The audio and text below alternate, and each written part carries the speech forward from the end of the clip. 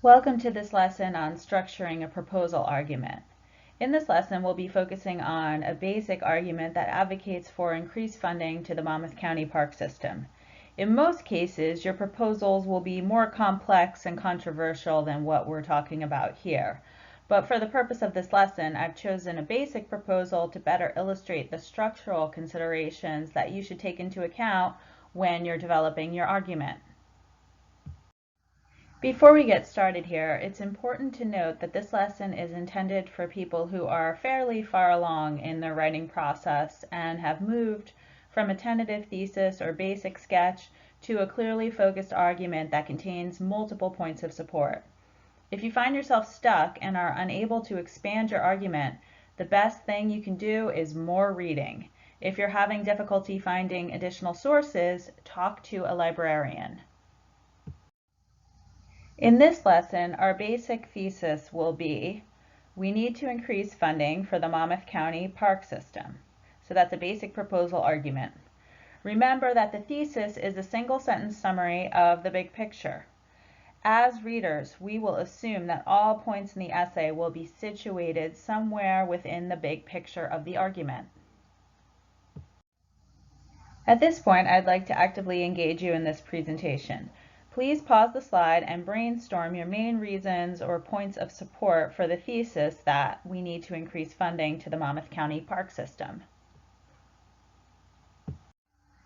Because we have a simple argument and because most of us are familiar with the parks in Monmouth County, it's possible to brainstorm reasons before we begin writing or researching. However, in the case of your argument, you may find yourself doing a lot of research, writing a discovery draft, and then having to outline. But back to the argument. Here are some possible supporting reasons, each of which might comprise a body paragraph. Please note this list is not exhaustive.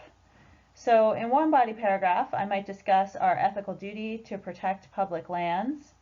In another body paragraph, I might address the importance of protecting native plants and wildlife.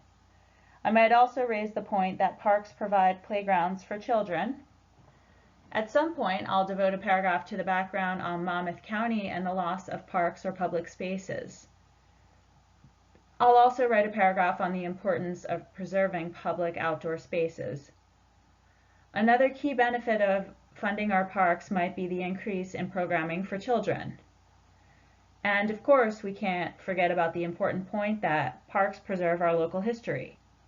Additionally, parks offer trails for exercise. Another important function of Monmouth County's parks is that they offer educational activities. County parks also promote community-based groups.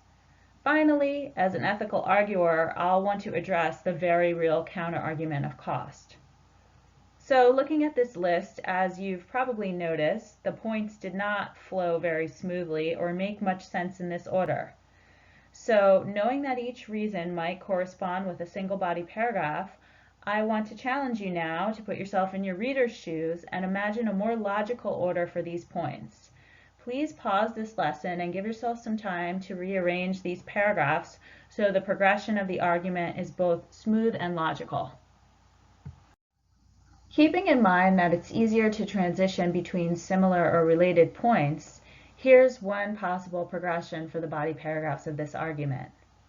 First of all, in most arguments, you want to give your reader some background on the issue and show them why it's important, which is why I've chosen to lead with a paragraph that focuses on the background of the county and the loss of parks or public spaces.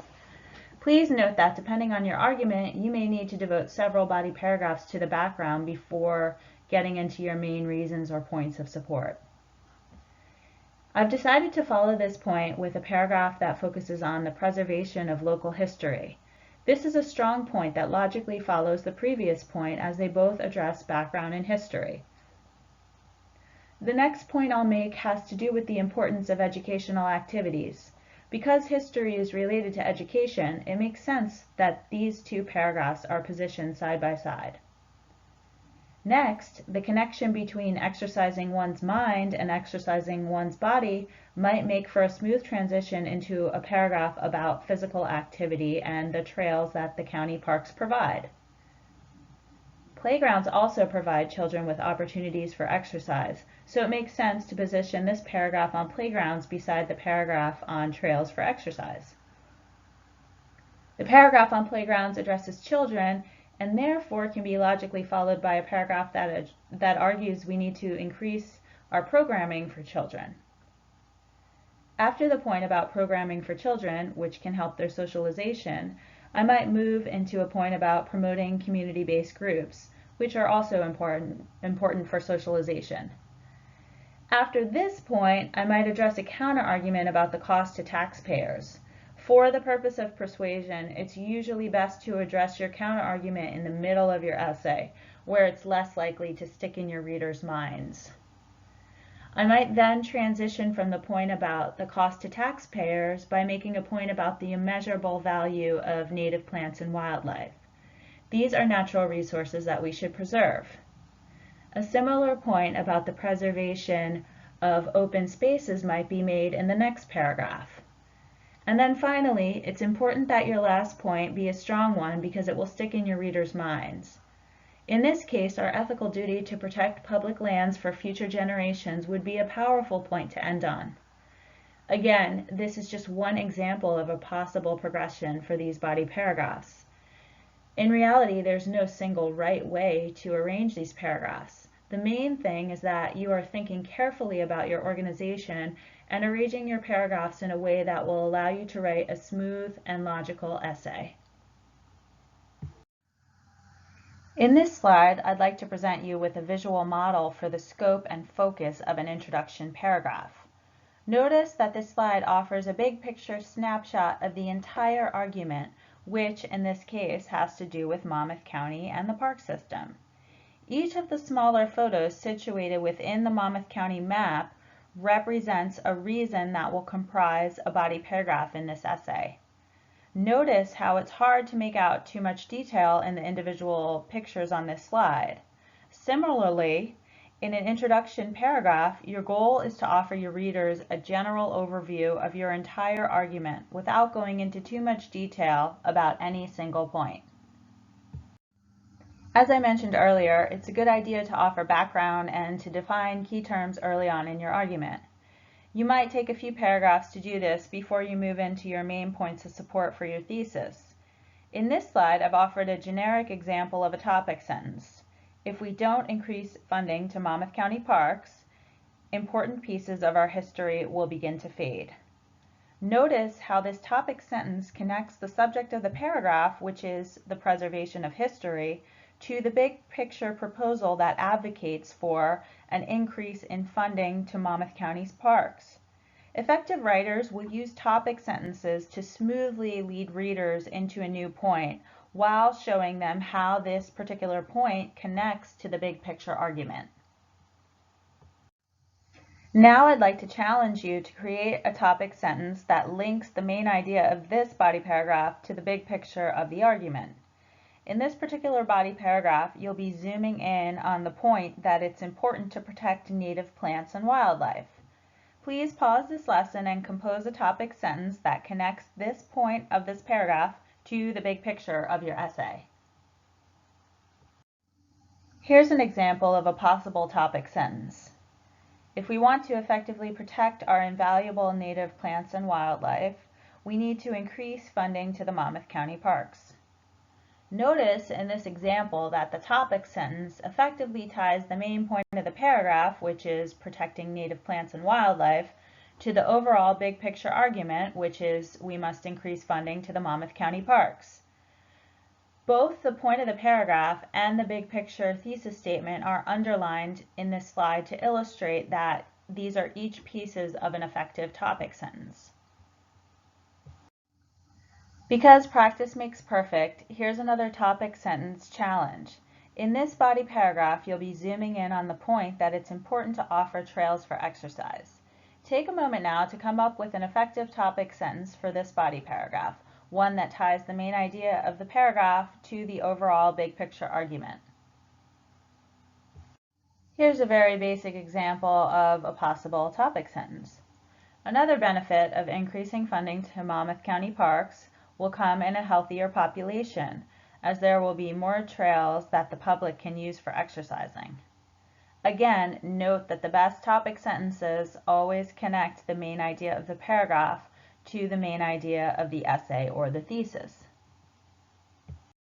Okay, I want to give you one last opportunity to practice crafting a topic sentence that links the main idea of the body paragraph to the big picture argument. In this case, the main idea of the paragraph is that we need to increase programming for children. In this case, you might write a topic sentence like this. In addition to having a healthier population, our children may reap the educational benefits that come with an increase in funding to the Monmouth County Parks. Not only does this topic sentence tie the main idea of the body paragraph into the big picture of the argument, which is that we're advocating for an increase in funding to Monmouth County Parks, this topic sentence also offers the words "in addition to" as a way of connecting the main idea of this body paragraph to the main idea of a previous body paragraph. This creates an even smoother transition for your readers.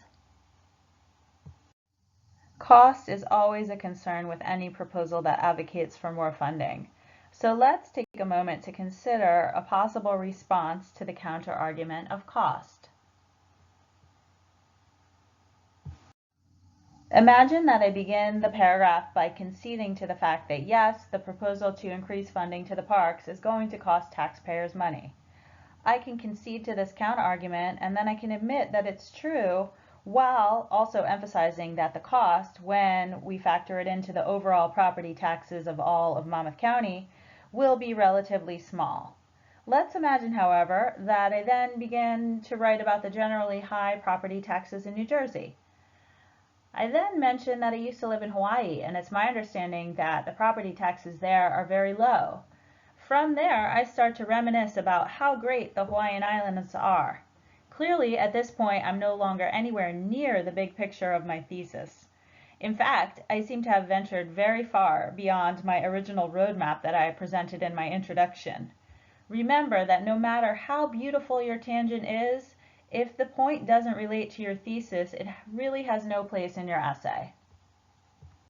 So the most important thing for you to remember about structure is that all the body paragraphs must be situated somewhere within the big picture. Otherwise, your essay will be off topic and confuse your readers. It's normal for an argument to change and evolve as you write. Just make sure that you circle back to your big picture and readjust your introduction and thesis as needed. Remember that it's much easier to alter your introduction paragraph or modify your thesis than it is to delete multiple body paragraphs. In closing, I hope this presentation has given you a better understanding of how to structure an argument. Remember that a clear and logical organizational pattern will make your argument easier to follow and thus more persuasive.